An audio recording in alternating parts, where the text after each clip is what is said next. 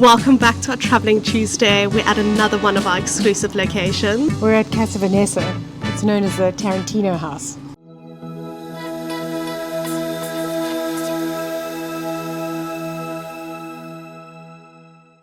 This house is filled with character. It's got that feeling. This home has seen such extraordinary things, but they've also created such extraordinary things. They have, and I think it's across the board, being from a lot of commercials, because they could do their own thing in here, and using the backdrop, of course, the wood cladding, the red brick inside. Brick. Yeah. And I loved what the older homes and the older feel of the homes bring that, and I think we might say it a few times, we better be careful, but nostalgia. Yeah. You know, and that they have this depth, the warmth, the unbelievable texture, and this home is all that, and our clients love it. Casa Vanessa, right? Like, what comes to mind when you think, why does this space work for shoots? What is the it factor here? I think they're different.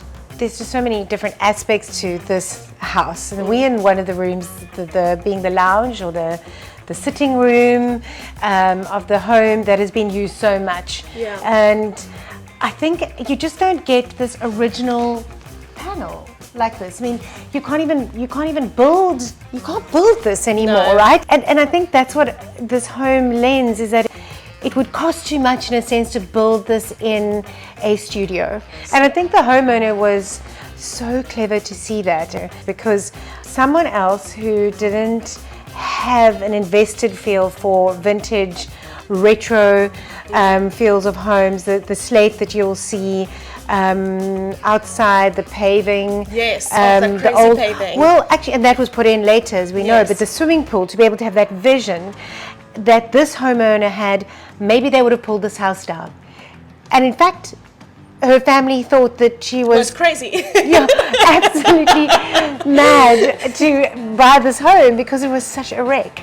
And she saw the potential in it, and because she is someone who's so sustainable in everything that she does, so there's no, what is the word that she uses? Zero landfill. Thank you. Doesn't want to take anything almost away from the ground that it's grown. The trees that she's recently trimmed back, to have that laid out in the garden as it's beautiful. It's like paving, and it's actually pieces of the wood, and it matches that crazy paving perfectly. It does. She even mentioned that it's good for the garden and the mulch underneath, so there was thought even in that. So, and that this home, so it's called Casa Vanessa as well, which I think is beautiful. The story, because it's being called Casa Vanessa after her mom, reminded her of her mom's home, the home that where she grew up. Exactly, in Constantia, and it just brought her right back. And then, but buying this house and coming in, it was filthy, quite frankly. And they did not see the vision. They really thought she was crazy. They didn't. And I think there were even carpets on this beautiful parquet flooring that she had to pull up.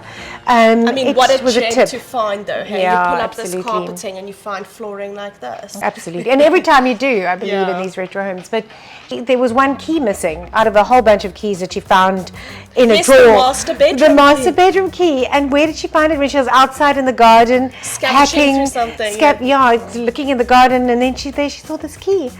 And it was to the master bedroom. Yeah. She told us that it felt in that moment the house chose her, not only her choosing the house. Yeah. I thought that was very, very special. It made me love this home even more than I do already, which is a lot. We're standing in one of my favorite little pockets inside this house.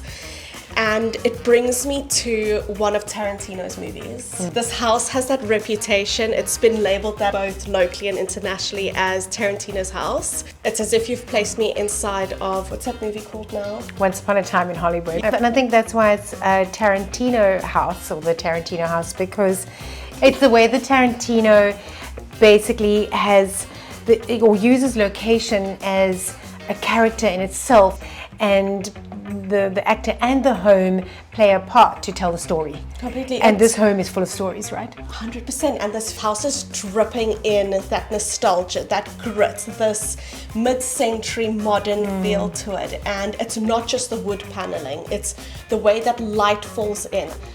The skylight, The skylight. the spine. I think she calls it the luminous spine of the house. And that's exactly what it is. It is totally. But also the way that the homeowner, being once again with her sustainable mindset, and that she goes to places to get like little beautiful pieces and pots and other like retro finishes from secondhand stores, or even Tears. She goes down to Tears to get things from them. Most of it is secondhand. Yeah. I mean, the couch is like 15 years old. Yeah, it is. She took an old table. She was telling us just now how it was a store-bought table and it didn't match the house at all, but the structure did.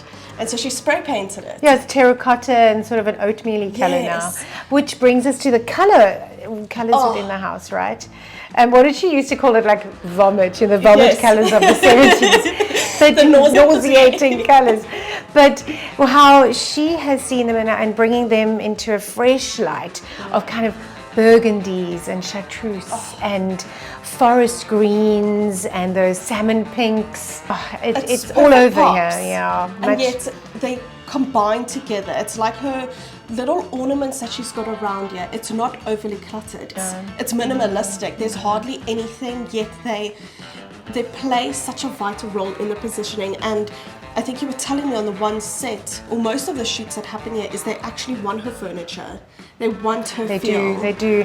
I was talking to some clients and they were saying that they can actually not use a home because even though it might have the bones of a retro space, especially micro shoots, the furniture isn't retro, so they can't be in the house because they'd have to come and bring in all the furniture.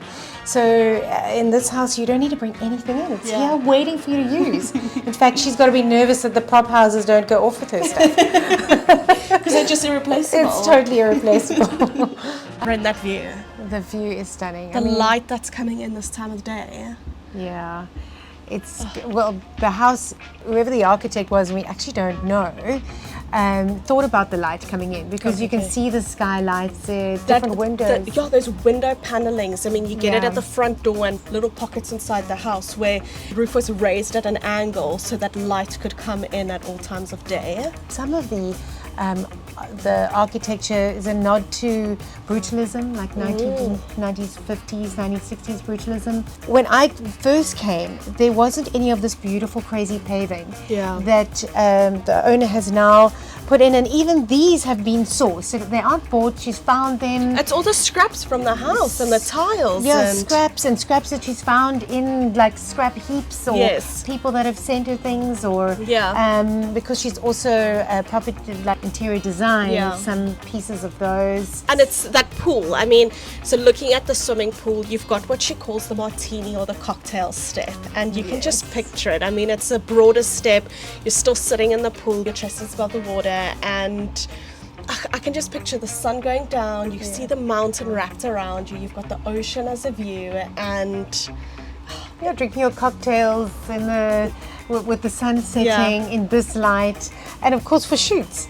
That is stunning. It's such a backdrop for... They love the pool. Yeah, costume shoots. Also beautiful product shoots around the pool. This is what this homeowner was able to do to bring this house back to life. I think the architect would be like applauding. Because I mean, even this. Even this, but this terrazzo is reclaimed. Like bits of it are, and I think even the railings, and she has found somewhere. I mean, even the pillowcases, like just looking at all the places she's created for seating and socializing and connecting.